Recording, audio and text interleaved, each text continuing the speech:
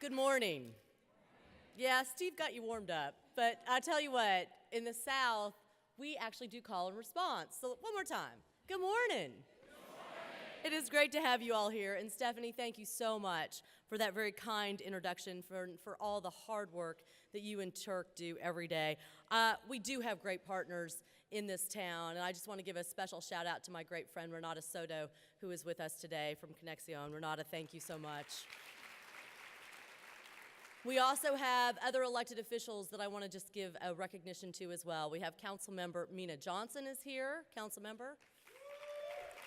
Councilmember Colby Sledge is here, and Councilmember Fabian Bedney.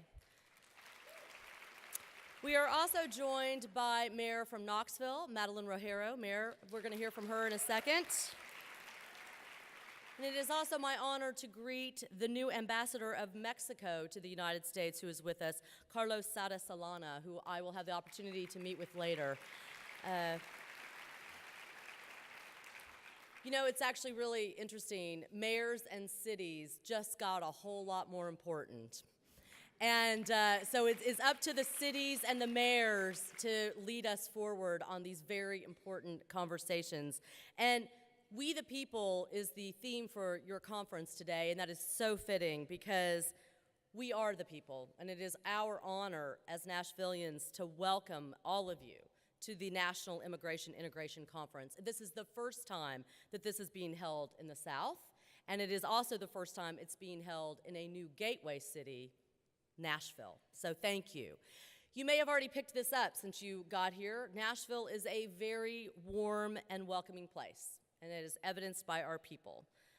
In 2000, the number of new Americans in our city was less than 1%. We are now on track to be close to 16% of our population will be foreign-born, and that's only climbing. And it's a wonderful thing. As Stephanie mentioned, we have over 140 languages spoken in our school system. What a gift. We get to have the opportunity to help these children be English proficient, but we want them to keep their first language because that is going to make us a strong global economy. Think of the gift of language.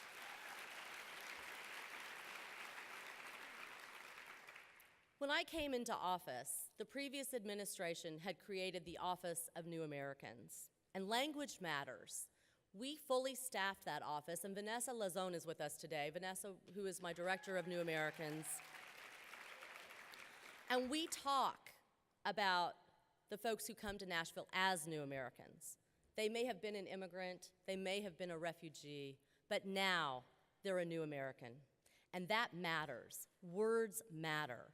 81 people a day move here. So all of those folks from New York that were clapping a minute ago, I fully expect to see a lot of you here probably in the next year.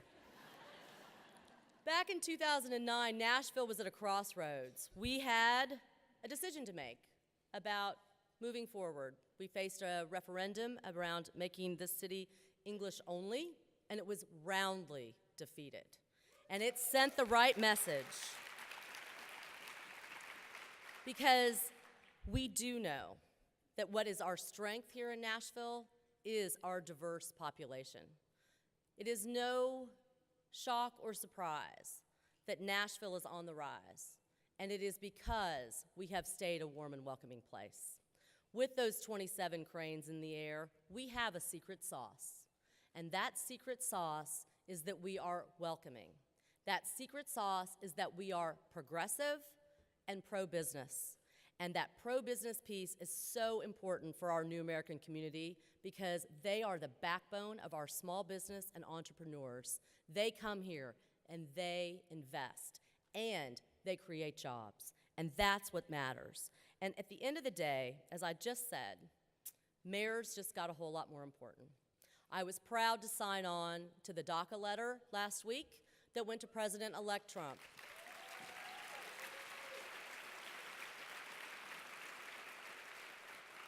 Having those children continue on their path to employment and education is so critical.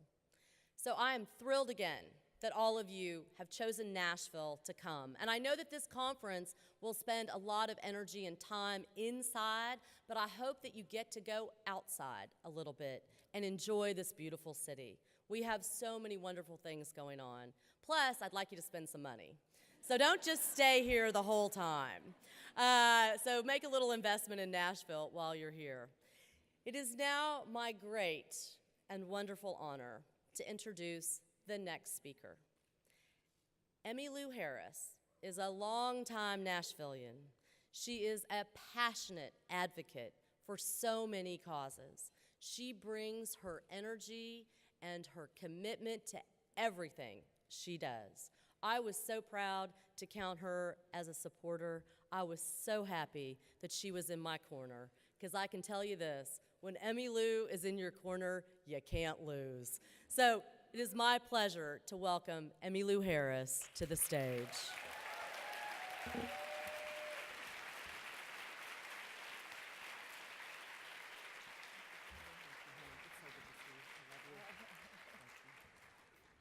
Mayor Barry, you rock.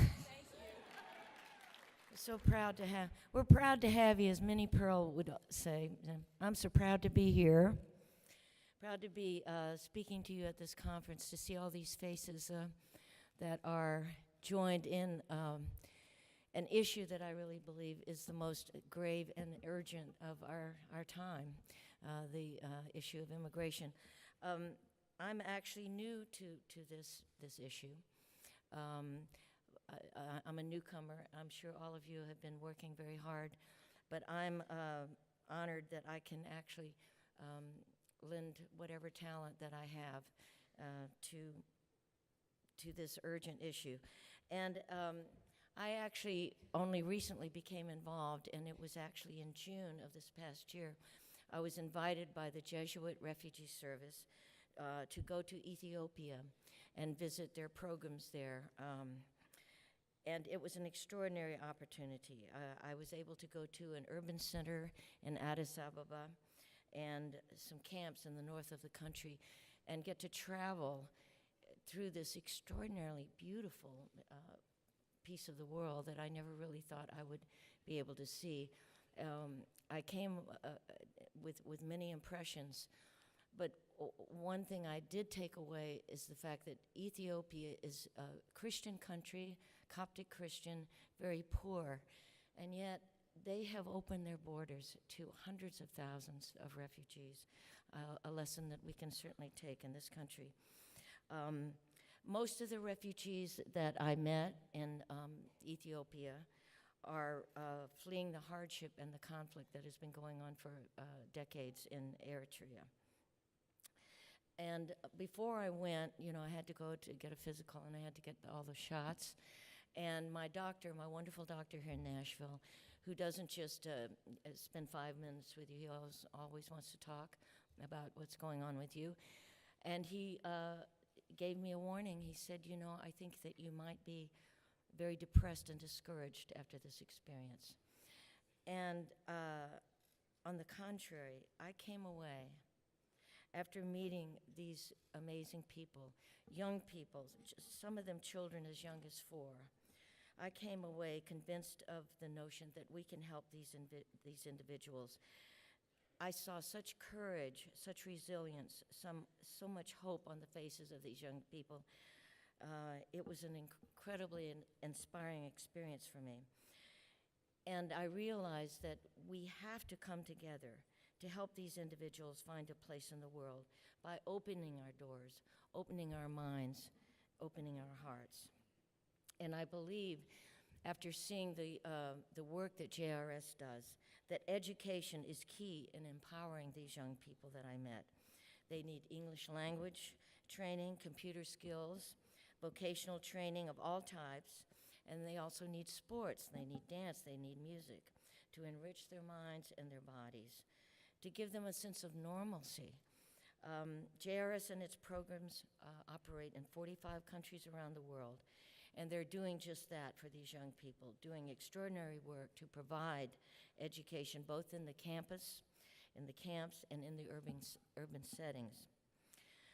But we here at home need to do some educating our fellow citizens around the need to embrace refugees and immigrants, not only because we know that it's the right thing to do, but it's because it's who we are. We are a nation of immigrants, and we are stronger because of it. I see the image of the Statue of Liberty everywhere this morning. And of course, it is inscribed with a message that could be lyrics to a song. It says, "Give me your tired, your poor, your huddled masses yearning to breathe free. The wretched refuge of your teeming shore, send these, the homeless, tempest-tossed, to me. I lift my lamp beside the golden door." When I decided to get involved with the Jesuit Refugee Service and the refugee issue, I realized that really all I could offer was my music and my voice. That was the way that I could tell the story. And I wanted to take the message about inclusion and acceptance to as many people as I could. And what you do, when you do that, you do a show. So with the help of my dear friend Gail Griffith, she's actually the person who got me involved in this whole refugee issue. We go back many years. She used to be one of three people who would come and watch me at Clyde's on M Street in Washington, D.C. when I was a struggling single mother. And we've been friends all these years, and she has really kept my sense of responsibility to the world. She's kept that alive in me, and I appreciate her for giving me the opportunity to be able to give back. So with Gail and the Jesuit Refugee Service, we put together a tour with some other of my musician friends, and we call the tour Lampedusa. That's named after the island off the coast of Sicily, which it's witnessed the arrival of thousands of migrants seeking a better life from the Middle East and Africa. So we did the Lampedusa tour. We launched the tour in October, and we played 11 cities across the U.S. I do want to mention a couple of sponsors that were really helpful to us. Ethiopian Airlines, which I got to fly on when I went over to Africa, and Visa. Extraordinarily, this is an incredibly successful American company that not only supported the Lampedusa tour, but I found out that they were responsible for bringing a team of refugees to the Olympics, giving a voice and a presence to this issue. So it's an example of compassionate capitalism, of businesses understanding that it is the right thing to do, but I think they also know that it's good for business. So we launched the tour in October. We played 11 cities across the United States, with one stop in our neighbors to the north in Toronto, which a country that has already been opening their hearts and minds and doors to the refugees. And what we did, for those of you who are not from Nashville, we created something years ago called the guitar pull. And that's where songwriters would get together in a little club or maybe just in someone's living room and just pass the guitar around and each do a song, either a song they had written or whatever. And it's now been exported around the world, used very successfully to raise money and awareness for different issues, because it doesn't cost as much as putting a lot of bands on the road with all the expenses there. So we did a guitar pull, and I was so honored to have my dear friend Steve Earle, Buddy Miller, the Milk Carton Kids, which, if you haven't heard of them, they're quite remarkable. And we had, surprisingly enough, Robert Plant, sitting in a chair with an acoustic guitar, singing some amazing songs. And we also had in New York, this was very special to me, because the reason I picked up a guitar many years ago was because of this extraordinary woman, Joan Baez. She made an appearance. This is someone who has been singing and working for human rights since she first appeared on the world stage back in the 1960s. She's my hero. And so that was an amazing moment for me to be on the stage with her, singing and trying to bring awareness to this extraordinarily important issue, to be on the stage with her. So over the course of the tour, we played to some 13,000 audience members. We managed to raise several hundred thousands of dollars, but more significantly, we garnered over 313 million media impressions in print outlets, radio, and TV.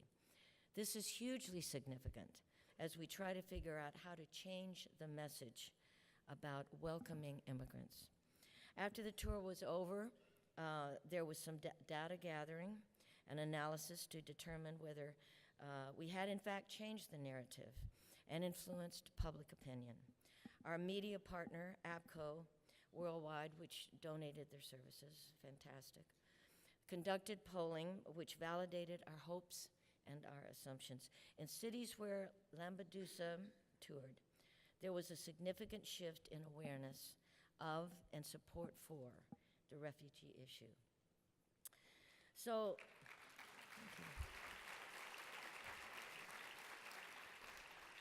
I do want to say that we musicians, you know, we get all the credit, but there's so many people involved that do the heavy lifting, and I think I'm probably looking at a lot of you out there. So thank you. I believe the message here is that we're going to have to work hard to break through the noise and the negativity that has been brought to the fore by our recent election. And I know that all of you here are part of helping to do that, and I thank you. I do suggest that we're going to have to employ a variety of different mechanisms to change attitudes and overcome fears. I hope that by lending my voice to this cause and the voices of my fellow musicians, we can celebrate music as a singularly successful vehicle to do just that. I'm just so honored to be here, and I thank you so much for inviting me to address you this morning. Thank you.